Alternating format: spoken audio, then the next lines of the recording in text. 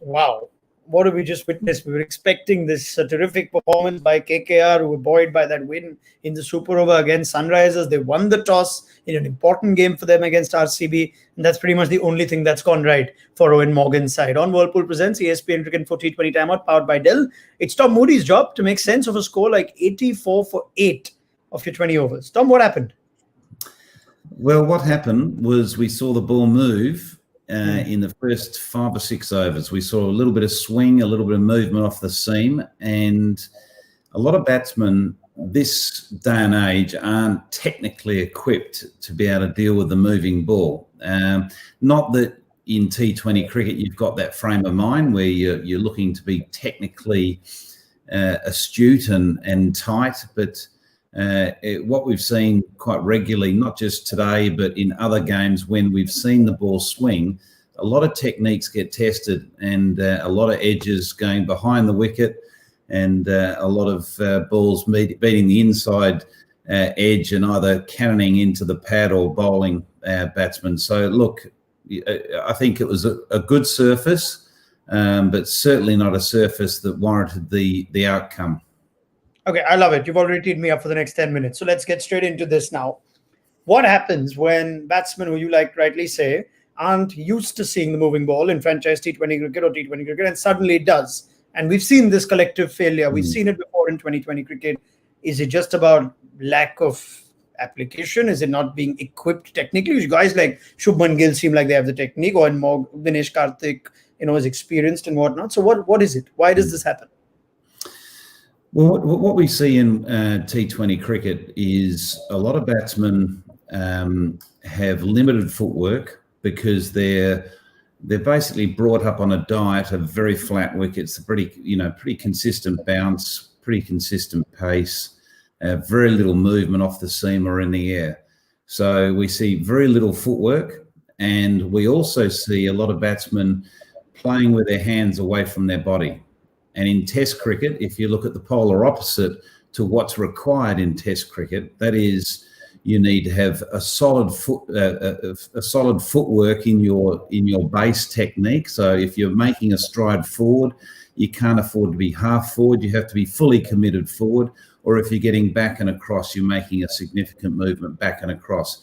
The other important aspect is keeping your hands close to your body. So your hands belong to you. They don't go wandering. We always see batsmen in longer form cricket that edge the ball behind to a 3 or 4 slip cordon are playing away from their body. But in T20 cricket, you get away with it. And in a way, you need to have your hands relatively free to have a proper swing and seek the power that you're looking for. I've always wondered this, right? For guys that don't play top-flight international cricket, and even in top-flight international cricket, the white ball seems to be swinging less and less, pretty much all around the world. But for guys that don't play top-flight cricket, how do you practice playing against the moving ball?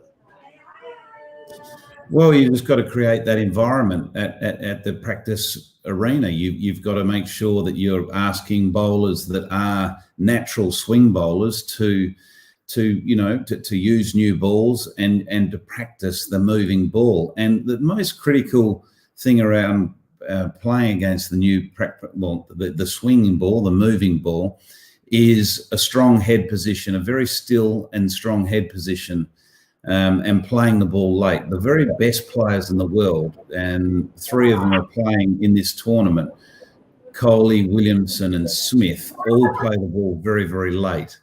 And, hence their success in all formats of the game, whether the ball swings or doesn't swing.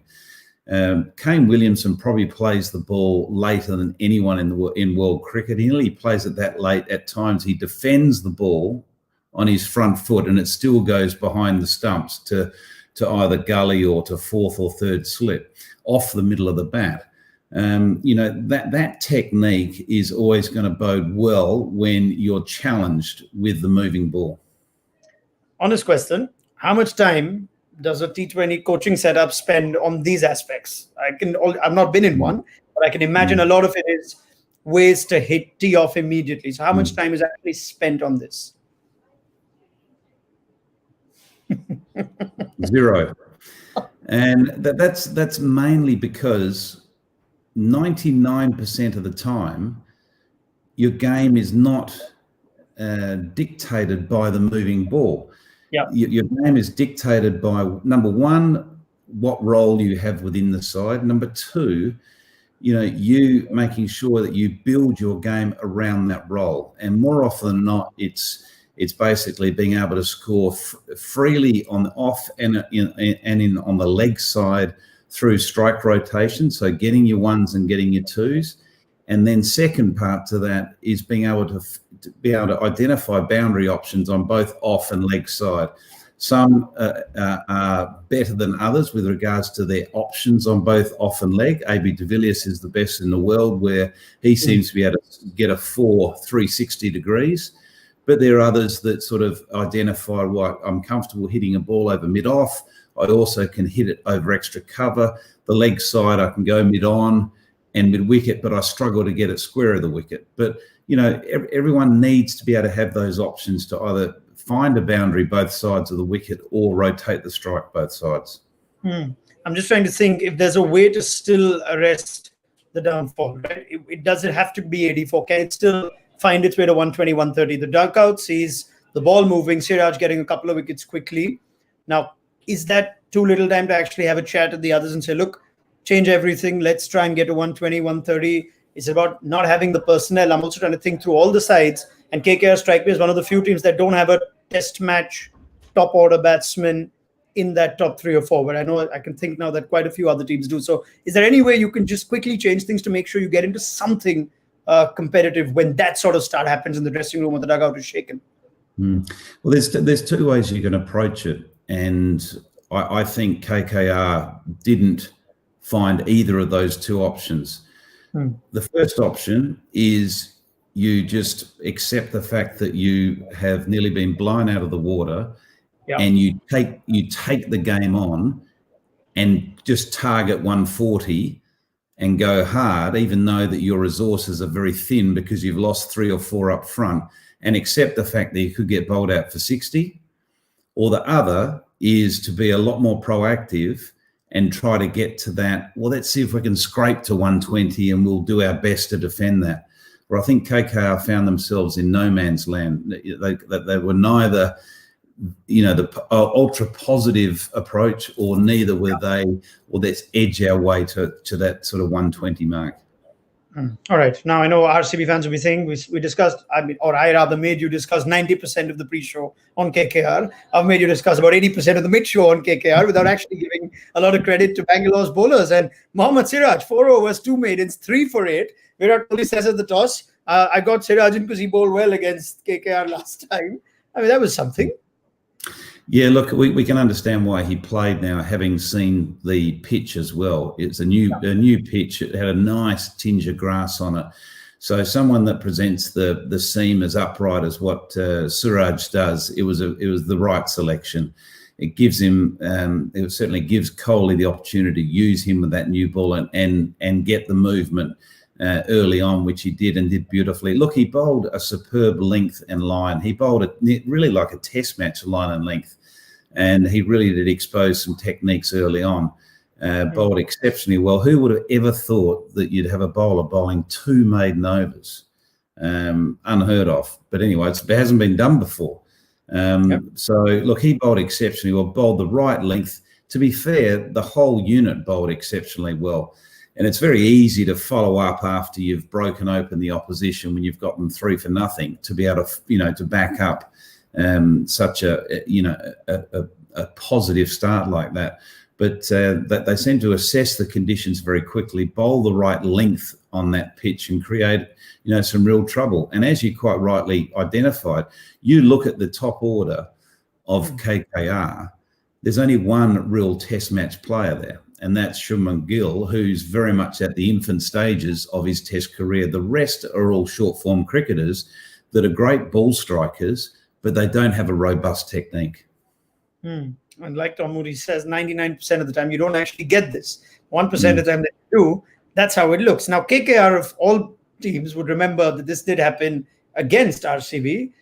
They got blown out for that 130 odd in 2017, and Ethan Coulter-Nile dismissed RCB, and RCB, which had an AB and a Virat Kohli in it, for 49, which is, I think, a record back then. That was an Eden Gardens pitch that had changed from when Ganguly went from player to administrator. So it was around that sort of time.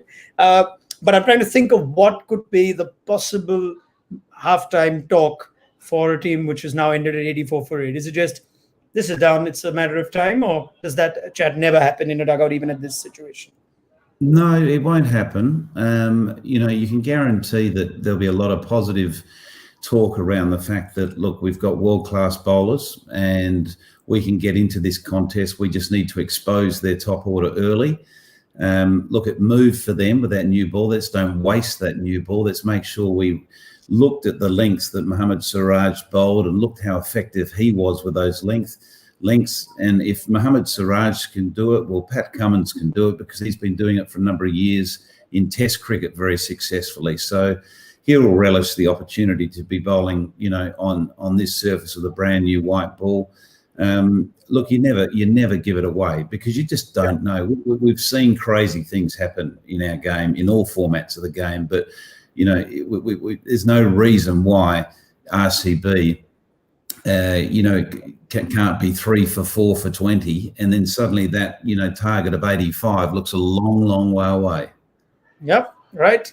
Anything other than this, and I'd have discussed why Dinesh Karthik still walks in ahead of Owen Morgan in the third over, but that's now moot on a day when the team's done collectively poorly. So let's save that nugget for the next one. Tom Moody, let's pick up this conversation at the end of the game. Something tells me it'll be a quick one either way. Whether RCB had to chase it or KKR to come up with something spectacular. Remember, they did dismiss Bangalore for 49 in that game in 2017. AB and Kohli were part of that Bangalore batting lineup. That's not to say in any way that it's likely to happen again. It is RCB's game to lose from here. Let's see if they can pick up the points and put another firm step in the direction towards the playoffs. We'll see you then for post-match analysis with Tom Moody on Whirlpool Presents ESPN Cricket for T20 Timeout, powered by Dell.